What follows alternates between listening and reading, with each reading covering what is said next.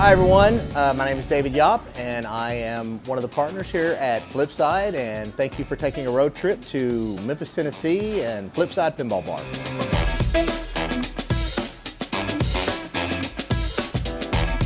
So when I was younger, I played pinball like everybody did, right? 12 years old I think I was when I discovered pinball and was really hooked on it, and I discovered it when I was bowling in a bowling league. My mom would give me money to buy like French fries or a hamburger while I was at bowling league on a Saturday morning, and I took all that money and I put it in the pinball machine. So it's safe to say I was hooked from the first moment.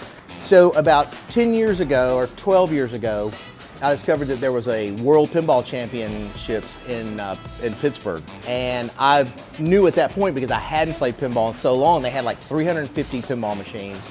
They're gonna crown a world champion. I'm like, that's gotta be cool, and it's open to anybody. So I went there, I saw my first pinball, played my first pinball in 20 years. So when I got back to Memphis, I kind of started looking to purchase a pinball machine.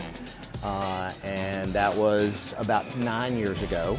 And I've got 98 machines now, 95, 96. At first I moved into an antique mall in Millington, Tennessee, which is about 30 miles from here. I had a little space in that antique mall, and they were for play, for quarters, and I had about 20 machines in there. And then someone else that knew I did the pinball thing, Tony Westmoreland, I said, hey, if you ever find a space that would be good for a pinball bar, an arcade bar, I would like to be a part of it.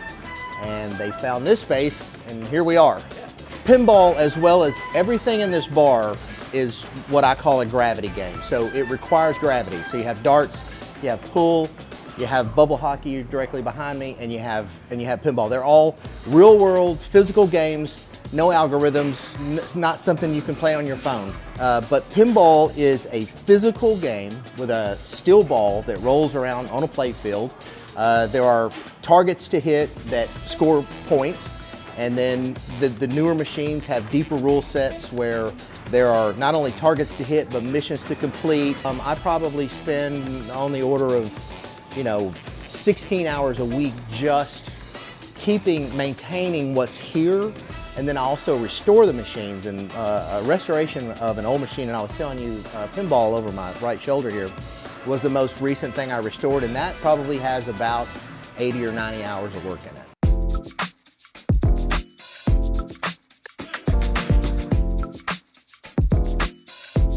This machine was made in '77.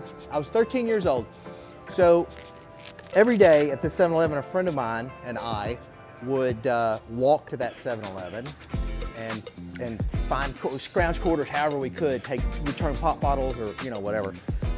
And we would get enough to play the game at least once. And we did that every day that summer, I think, in '77. But this is a picture of he and I playing pinball in 1977. So when I started collecting and restoring pinball, he said, you gotta find that machine. It was just called pinball. And so I started looking, and it took me like years to find it. It was up in Missouri.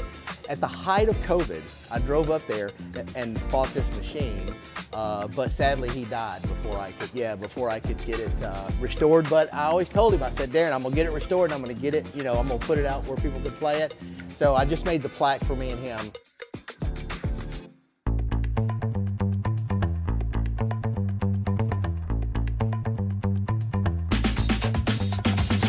First of all, the competitive scene throughout the world now has exploded. So you've got about 90,000 world-ranked players. We have players here in this bar that are ranked in the top 300 in the world out of 90,000 ranked players. The competitive side is a lot of fun. We do it every Tuesday night. When I first started doing the competitive thing, we were having 8 to 12, 14, 16 people show up. Every week, it's between 40 and 50 people now. You can also check out our Tuesday night tournaments on Twitch. The URL is twitch.tv/FlipSideMemphis. We go live every Tuesday at 7:30. We have 50 cameras here where we cover all the action.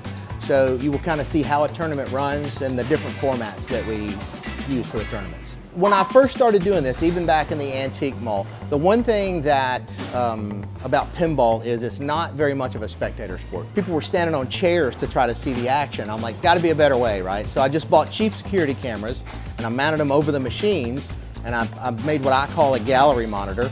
So you can watch from, you don't have to get up from your chair. Like you can have your drink and you can just watch somebody. So yeah, we have gallery monitors over every pinball machine. And that way you don't have to look over someone's shoulder. So yeah, and anybody that's interested in visiting us, you can find us on Facebook or just by looking up Flip Side Memphis, or flipsidememphis.com if you want to look us up on the web. Thank you for coming to Memphis and visiting us. We appreciate you making the trek out to Flip Side Pinball Bar.